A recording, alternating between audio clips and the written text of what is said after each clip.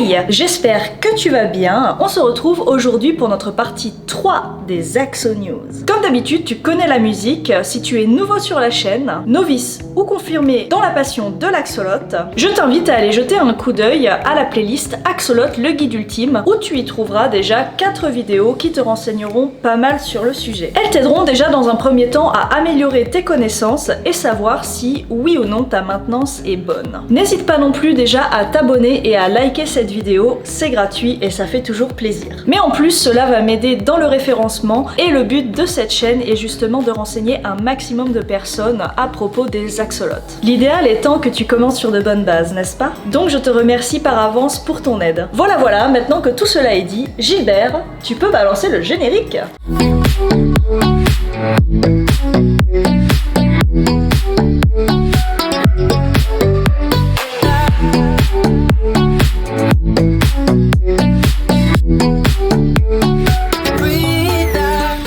Tu as pu le voir dans le titre, on va s'attaquer à un sujet que tu négliges bien trop souvent. J'ai nommé la quarantaine. Mais à quoi sert la quarantaine? Écoute, c'est très simple. Quand tu adoptes un nouvel axolote, que ce soit ton premier ou bien l'un parmi tant d'autres, il est important de l'isoler. Pourquoi? Tu te calmes, j'allais justement l'expliquer. Ton axolote, quand il arrive chez toi, il a d'abord besoin d'un temps d'adaptation, notamment après son voyage. Il est donc important de faire une transition entre son eau, dans laquelle il a voyagé et vécu jusqu'à maintenant, et l'eau de chez toi, car les paramètres peuvent souvent varier. Donc, pour éviter tout choc de paramètres d'eau à ton loulou, c'est une étape à ne surtout pas négliger. J'y reviens un petit peu plus tard dans la vidéo, t'inquiète. Ton axo peut également être dans un état pas trop top. C'est donc super de l'avoir en Tupperware pour pouvoir éventuellement faire une petite cure d'argent colloïdal ou bien encore de poudre de montmorillonite pour le booster un petit peu. Il y a également le cas où ton nouvel arrivant est peut-être porteur de vers intestinaux, qui sont d'ailleurs hautement contagieux pour tes autres axolotes si tu en as. Il est donc important de l'observer, lui et ses déjections, pour être sûr que tout va bien. Et le dernier point, et pas des moindres, t'assurer que ton nouveau venu mange bien et sait manger seul. Car certains axolotes qui n'ont pas été habitués auparavant ne savent pas manger seuls et du coup s'alimentent très mal. Donc encore une fois,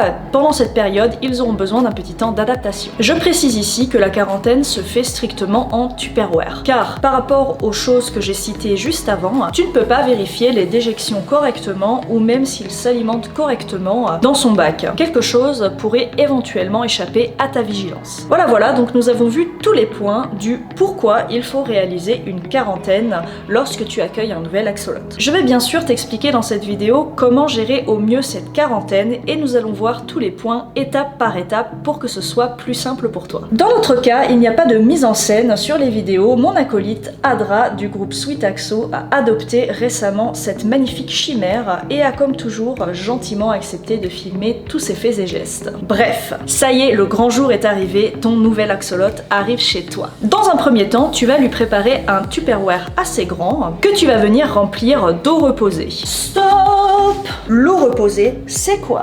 Oui, pour ceux qui le savent, je rabâche souvent l'eau reposée, désolé. L'eau reposée, c'est tout simplement de l'eau de ton robinet que tu as prélevée 24 heures ou 48 heures avant de la mettre chez l'axolote. Le plus simple, c'est que tu prennes un gros seau, tu le remplis d'eau, tu le mets dans un coin, sans le recouvrir bien sûr, et pendant ces 24-48 heures, le chlore va pouvoir s'évaporer. Je le rappelle ici, les axolotes font des réactions assez violentes au chlore, donc prends bien le temps de faire de l'eau reposée pour tes axolotes qui sont en Tupperware. Donc quand je vais parler de changement d'eau ou d'eau en général, je parlerai d'eau reposée et cela dans toutes mes vidéos. Mais normalement, je crois que je fais un petit disclaimer avant. On poursuit. Donc quand ton loulou arrive, normalement, il sera dans un sachet pour être transporté. Ce sachet, dans un premier temps, tu vas l'ouvrir pour qu'il puisse s'oxygéner à nouveau et tu vas venir le placer au bain-marie dans le Tupperware dans lequel tu vas mettre ton axolote pour qu'il s'acclimate à la température de ton Tupperware. Environ 30 minutes plus tard, tu vas pouvoir verser ton axolote ainsi que le contenu du sachet, donc son ancienne eau, à l'intérieur de ton nouveau Tupperware pour faire en sorte que son ancienne eau et l'eau de chez toi se mélangent. Essaye de faire en sorte qu'il y ait un petit taux de 50-50 de chaque dans le Tupperware. Dans le cas où son eau de transport est assez crade, pas d'inquiétude, il faut quand même verser l'intégralité en essayant d'éviter d'y mettre la petite merdouille qui traîne. Et tu changes l'eau en partie à peu près toutes les 2-3 heures si nécessaire pour pour ne pas laisser ton axolote dépérir dans son eau sale. Maintenant que son installation est faite, place-le dans une pièce assez sombre pour lui éviter tout stress et surtout n'oublie pas de recouvrir son Tupperware d'une grille, d'un tissu, ce que tu veux, car le nombre de chutes ou de morts chez les axolotes à cause de ce simple oubli est assez important. Voilà, le plus gros du travail pour cette première semaine pour toi est fait. Et oui, à part lui changer son eau une fois par jour et vérifier l'intérieur du Tupperware, tu n'as rien d'autre à faire. C'est assez chill les axos en fait. Les prochains jours qui suivent son arrivée, tu vas bien l'observer. Son corps, son attitude, ses branchies et bien sûr ses caca. En ce qui concerne les popos, on y reviendra un petit peu plus tard dans la vidéo. Tu peux lui proposer de la nourriture environ 3 jours après son arrivée. Pourquoi pas avant? Car avec les grands changements qu'a vécu ton axolote entre le transport, le changement de paramètres de l'eau, le nouvel environnement, ce qui est assez stressant pour lui, il va pas avoir beaucoup d'appétit, soit ça peut carrément le faire vomir. Donc c'est juste dommage de gaspiller des pelés pour rien. Donc il vaut mieux attendre quelques jours pour qu'il se remette tout simplement de ses émotions. N'oublie pas que quand tu lui donnes à manger, si ton axolote est un axolote adulte assez amaigri, à ce moment-là, vérifie déjà s'il sait s'alimenter tout seul. Si tu vois que les pelés restent au fond du Tupperware et que, encore une fois, il est assez maigrichon, n'hésite pas à lui donner les pelés directement au-dessus de son nez pour voir si ça peut le stimuler un petit peu. Par contre, si ton axolote arrive déjà un petit peu grassouillé et qu'il est bien en forme, à ce moment-là, ne lui mets jamais les pelés au-dessus du nez. Mets-les toujours un petit peu dispersés dans le Tupperware, déjà pour lui faire un petit peu d'activité parce qu'il va devoir chercher à manger, mais surtout pour le rendre autonome, car je t'assure, un axolote qui ne sait pas manger seul dans son aquarium, c'est très casse-tête. En plus d'être polluant. Donc même s'il réclame, ne panique pas, ne stresse pas, ne craque pas. Tu disperses quelques pelés dans son Tupperware et tu le laisses chercher. Si les pelés sont toujours là 2 heures après, eh ben c'est pas grave, tu les retires et tu retestes le lendemain. Je t'assure qu'au bout d'un moment, il va tellement crever la dalle qu'il va les trouver ces pelés. Donc c'est une étape à ne pas négliger pendant que ton axolote sera en Tupperware, lui apprendre à manger seul. Petit rappel en ce qui concerne la fréquence de nourrissage chez les axos. Si tu as accueilli un juvénile chez toi, donc entre 10 et 15 cm, ton axo va manger entre 3-4 fois par semaine. Entre 15 et 18 cm, il va commencer à falloir lui fractionner ses repas en 2 fois par semaine. Pour finir sur un seul repas par semaine une fois qu'il aura dépassé les 18 cm.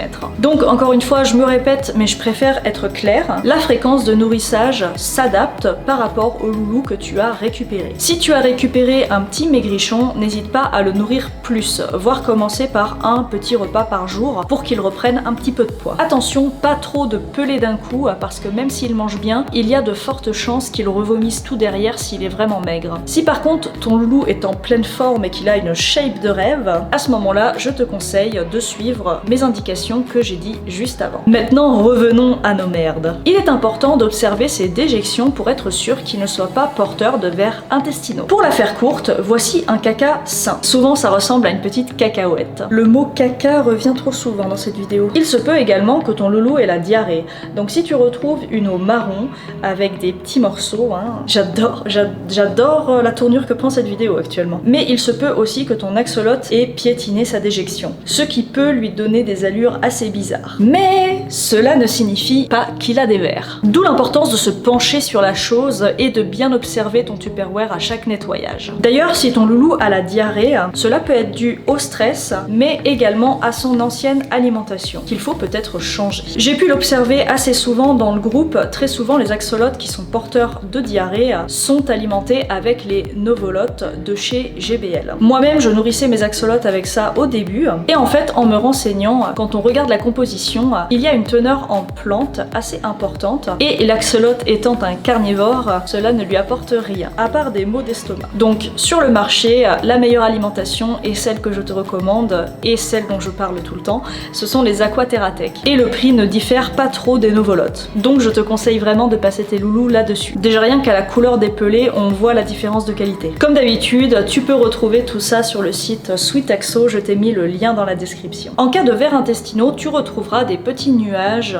blanc ou vert dans ton Tupperware. Encore une fois, une chose que tu ne pourrais observer si ton axolote était placé en aquarium. Si ton axolote a des vers, je te conseille dans un premier temps d'aller regarder ma vidéo dans la playlist du guide ultime. Mon axo est malade. Je t'ai mis une petite liste de timing dans la description, ce qui va éviter que tu perdes ton temps. On va à l'essentiel ici, hein. Et il y a un chapitre dans lequel je t'explique les démarches à suivre et potentiels traitements. Sachant que l'idéal reste quand même le vétérinaire, je le rappelle. Avant de clôturer le sujet sur les vers intestinaux, je préfère remettre une couche. N'oublie pas que c'est très contagieux pour tes autres axolotes, donc n'hésite pas à désinfecter le matériel que tu risques d'utiliser pour tes autres bacs, si tu en as. Et bien sûr, de ne surtout pas introduire ce nouvel axolote avec les tiens, encore une fois si tu en as, avant d'être sûr à 100% qu'il est bien guéri. Voilà.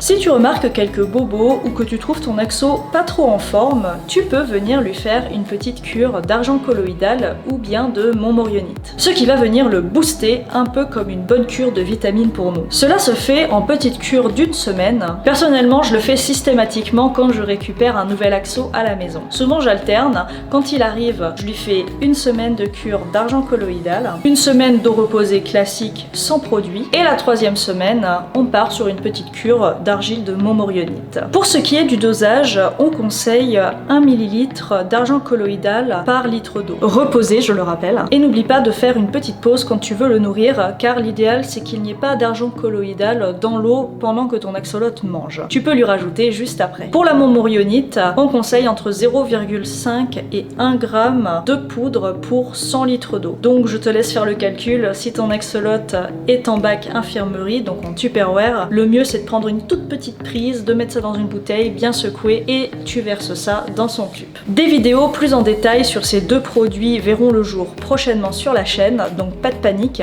Par contre, si tu veux plus te renseigner sur leur utilité, tu as le lien de la boutique Sweet Axo dans la description de cette vidéo. Tu as juste à aller rechercher ce produit sur le site et tu auras toutes les explications directement écrites. C'est super bien fait. Et voilà, on a fait le tour de tout ce qu'il faut que tu saches pour un bien-être optimal de ton axo pendant sa quarantaine chez toi. Si tu n'as rien remarqué d'anormal pendant ces 40 jours de séjour en tup, que ton axo est en pleine santé et qu'il fait des caca parfaits, il est donc prêt à déménager définitivement dans son aquarium que tu lui auras préparé avec amour. Assure-toi quand même avant le grand plongeon que tes paramètres d'aquarium sont parfaits et que ton loulou sait bien manger sans ton aide. Si c'est le cas, eh bien c'est top. Tu es enfin libre, petit axo. Cette vidéo est à présent terminée, j'espère qu'elle t'aura plu et surtout que j'ai pu te transmettre un maximum d'informations pour que tu puisses accueillir ton nouvel axo dans les meilleures conditions. On se retrouve comme d'habitude vendredi prochain pour une nouvelle vidéo Axo News et sur ce, je te souhaite une bonne journée. Bye!